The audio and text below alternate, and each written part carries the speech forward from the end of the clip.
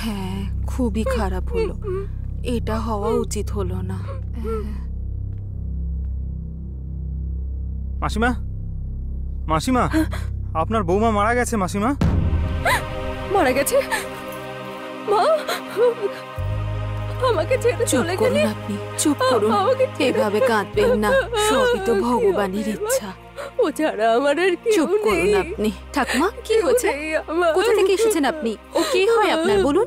ওর পেটে কাল থেকে ব্যথা ছিল, সেই জন্য ওকে এখানে এনেছিলাম। এরা বললো ওকে ভেতরে নিয়ে যাবে, নিয়ে গেল, আর তারপর আমার মেয়েটা মরে গেল। কি করে হলো বলুন? ওনাকে অ্যাডমিশন করা হয়েছে, তার কোনো রেকর্ডই নেই, পেশেন্টের নামে কোনো ফাইলই নেই। ওনাকে কে অ্যাটেন্ড করছিল সেই ডাক্তারের নাম পর্যন্ত জানা নেই। ওনার মৃত্যুর আসল কারণ কি সেটাও কেউ জানে না। এই সংস্থা শঙ্কর প্রসাদ বাবুর, আর এই হসপিটালটা চালায় ওনার ছেলে জেকে।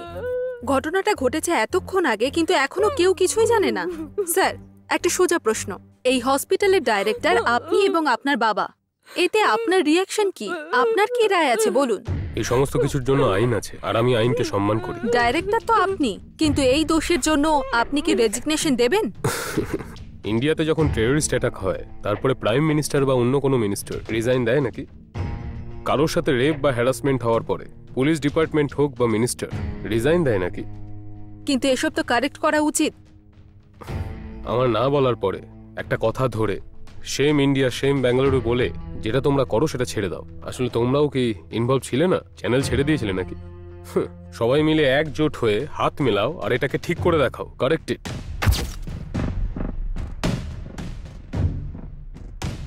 আমার মনে হয় মেয়েদের ঠিক এইরকমই ডাইনামিক হওয়া উচিত। You have done a very good job, nothing to worry. সব সময় তোমার পাশে আছি। আমার সাথে ক্যামেরাম্যান কুমারও ছিল sir, so he is equally appreciable. Kumar, well done. Thank you sir. Indira, তোমার জন্য একটা স্পেশাল গিফট আছে। নেক্সট মান্থ থেকে you are getting increment. Thank you sir. Kumar, তুমিও পাবে। Thank you sir.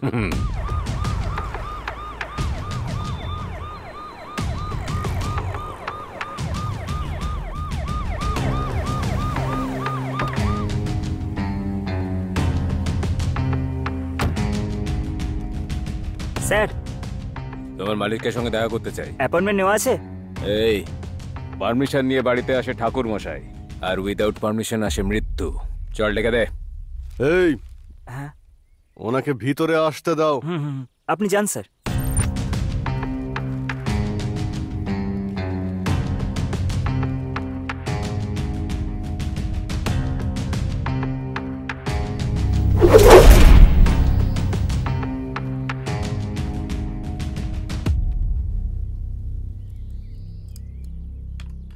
হসপিটালে যা যা হয়েছে সেগুলো আমার থেকে ভালো আপনি জানেন। তার সমস্ত ডিটেলস এই ফাইলে আছে। কালকে কোর্টে আমি এই ফাইলগুলো সাবমিট করে দেব। আপনাকে শুধু এসে সাক্ষী দিতে হবে।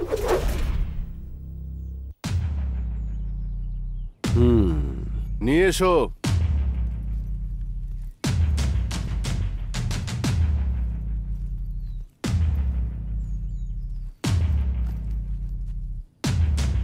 চাওয়ার আগে দেওয়াটাই হলো বড় ধর্ম। চাওয়ার পরে দিলে তাকে ভিক্ষে বলা হয়। ওকে, এই নোট যখন ব্যান হয়েছিল তখন আমাকে 2000-3000 টাকার জন্য ব্যাংকের লাইনে দাঁড়াতে হতো। ওই মহিলার বৌমার হসপিটালে অ্যাডমিট হওয়ার রেকর্ড তৈরি করতে হবে। আমি যে প্ল্যানটা বলছি সেটা মন দিয়ে শুনুন। ট্রিটমেন্ট করার জন্য সেদিন বড় ডাক্তারদের মধ্যে কেউই ছিল না। নার্সরাও তাদের প্রাইমারি রিপোর্টে বেশি যন্ত্রণা হচ্ছে এমনটা লিখেছিল। সেই জন্য অ্যানাস্থেসিয়া দেওয়া হয়েছিল। That thing will not change, because রিপোর্টে এটাই লেখা আছে। কারণ যে রেপটা হয়েছে সেটা হসপিটালেই হয়েছে, কিন্তু রেপটা হসপিটালে নয়, বলতে হবে রেপটা হসপিটালের বাইরে হয়েছে। আর আমাদের সেই মতো ওই বুড়িটা স্টেটমেন্ট চাই। তারপরে ইনভেস্টিগেশন আর এদিকে ওদিকের অন্যান্য কাজে সময় পেরিয়ে যাবে। আমি ওই বুড়িটার মুখ বন্ধ করে দেব। যে ওয়ার্ড বয়টা রেপ করেছে আর তার ফ্যামিলিকে ডাকো। ও মেয়েটাকে ইঞ্জেকশন দিয়েছিল বললে কোনো প্রবলেম হবে না।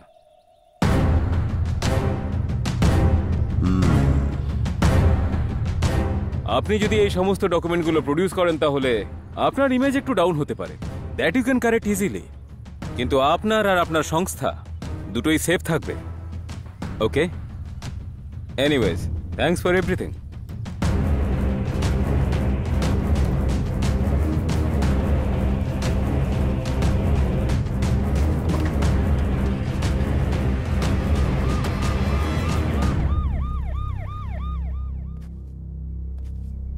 শহর ছেড়ে চলে যাওয়ার মতো এরকম কোনো খারাপ কাজ করিনি।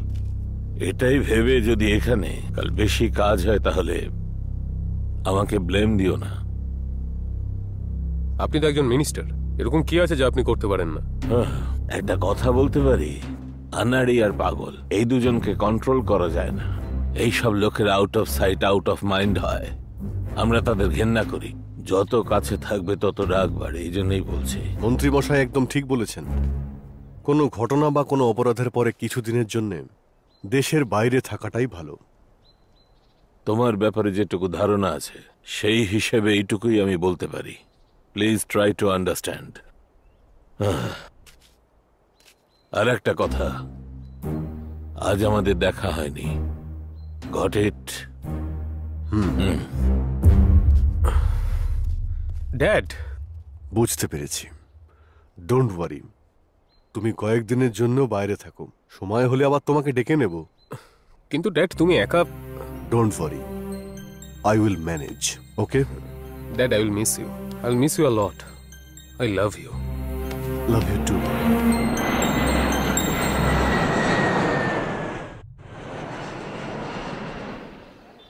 ভাই, বডিতে পেন হচ্ছে, কিছু একটা কর না।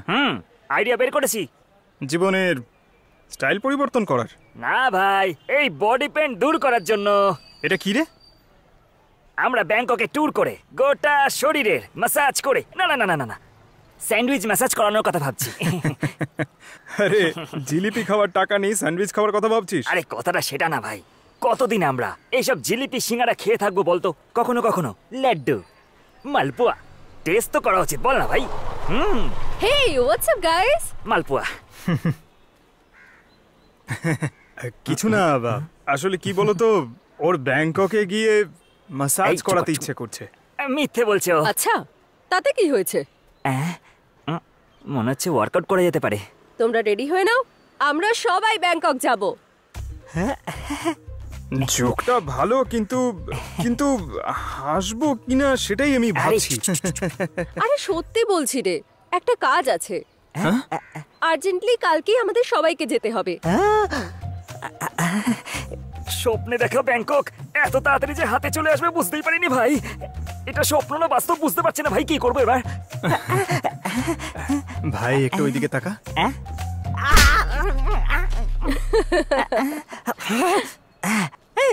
এখান থেকে সোজা ব্যাংকক যাবো। থাই ম্যাসাজ করাবো, থাই ম্যাসাজ করাবো।